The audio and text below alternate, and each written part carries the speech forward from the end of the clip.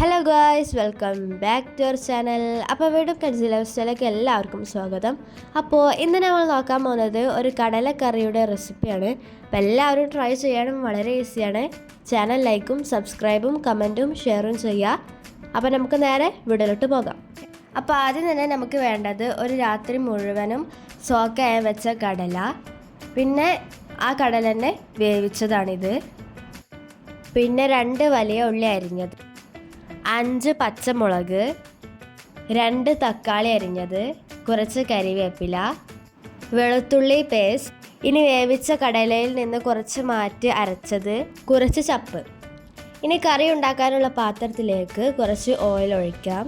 ഇനി അതിലേക്ക് 2 സ്പൂൺ വെളുത്തുള്ളി പേസ്റ്റ് ഇട്ട് നന്നായിട്ട് വഴറ്റാം. ഇനി അതിലേക്ക് മാറ്റി വെച്ച പച്ചമുളക് ഇട്ട് നന്നായിട്ട് വീണ്ടും മിക്സ് ചെയ്യാം. ഇനി അതിലേക്ക് കരിവേപ്പില ഇട്ട് കൊടുക്കാം, എന്നിട്ട് വീണ്ടും മിക്സ് ചെയ്യാം. ഇനി അതിലേക്ക് അരിഞ്ഞ് വെച്ച വലിയ ഉള്ളി ഇട്ട് കൊടുക്കാം, എന്നിട്ട് നന്നായിട്ടൊന്ന് മിക്സ് ചെയ്ത് വഴറ്റാം. 3 സ്പൂൺ മല്ലിപ്പൊടി,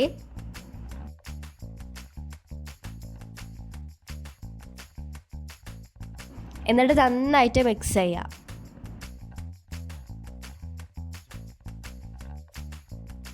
ഇനി 1 ടീസ്പൂൺ മഞ്ഞൾപ്പൊടി, എന്നിട്ട് വീണ്ടും നന്നായിട്ടൊന്ന് മിക്സ് ചെയ്യാം.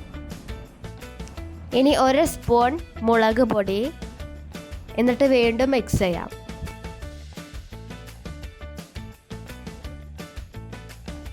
ഇനി 1 സ്പൂൺ ഗരം മസാല, നന്നായിട്ടൊന്ന് മിക്സ് ചെയ്യാം. ഇനി ഇതിലേക്ക് വേവിച്ച് വെച്ച കടല ഇട്ട് കൊടുക്കാം, എന്നിട്ട് നന്നായിട്ടൊന്ന് ഈ മസാലയിലൊന്ന് ഇളക്കി യോജിപ്പിച്ച് കൊടുക്കാം. ഇനി 3 മിനിറ്റ് ഒന്ന് അടച്ച് വേവിക്കുക. അങ്ങനെ കടലൊക്കെ നന്നായിട്ട് വെന്തിട്ടുണ്ട്. ഇനി ഇതിലേക്ക് കടല അരച്ച ആ മിക്സ് ഇതിലേക്ക് ഒഴിക്കാം, എന്നിട്ട് നന്നായിട്ട് മിക്സ് ചെയ്യുക. ഇനി അതിലേക്ക് അരിഞ്ഞു വെച്ച തക്കാളി ഇട്ട് കൊടുക്കാം, എന്നിട്ട് നന്നായിട്ടൊന്ന് മിക്സ് ചെയ്തെടുക്കുക.